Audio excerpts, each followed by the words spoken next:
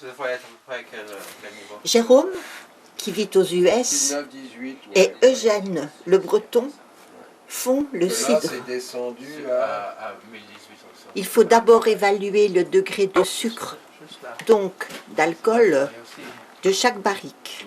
1027. 1027. Bon.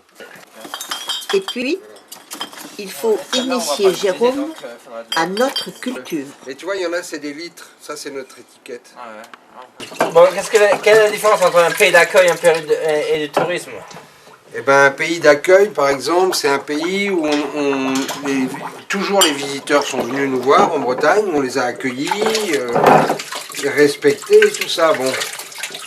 Et puis, par exemple, s'ils allaient voir Carnac, ils pouvaient aller dans les champs de menhir, dans les aliments de menhir, ils pouvaient même les toucher, même monter dessus, faire des photos et tout ça.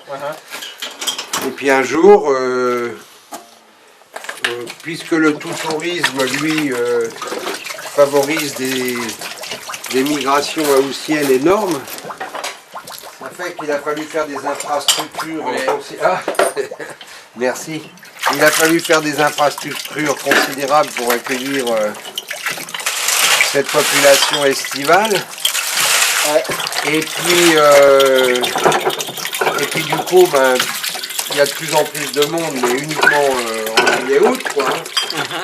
Et alors du coup, ben, il y a beaucoup de gens qui sont allés voir les menhirs. Alors, ils ont dit que ça abîmait les menhirs et que je sais pas quoi.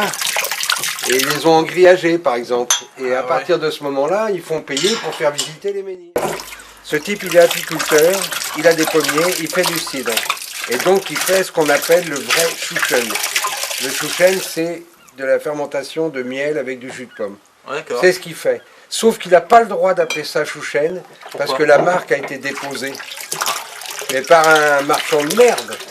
Et maintenant, du coup, lui qui fait de la bonne, qui fait du vrai chouchen, eh ben, il est obligé de changer de nom parce que les autres, voilà, ont déposé le mot. Quand ils mettaient même le naissain d'abeille carrément dedans, quoi. Et donc, pour faire le chouchen. Et ça fait que les abeilles qui étaient contenues là-dedans, et leur venin allait également dans la boisson, quoi. Ouais, bon, c'est l'acide formique, c'est pas vraiment un venin très fort. Non, et après, les gens tombaient à l'envers, à la renverse. On tombe sur le dos avec les chouchens.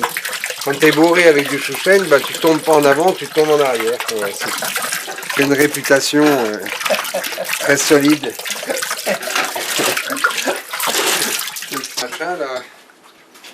Il ne reste plus à Jérôme qu'à mettre en bouteille. Comme ils moussent, c'est assez difficile de les faire bien pleines, mais bon.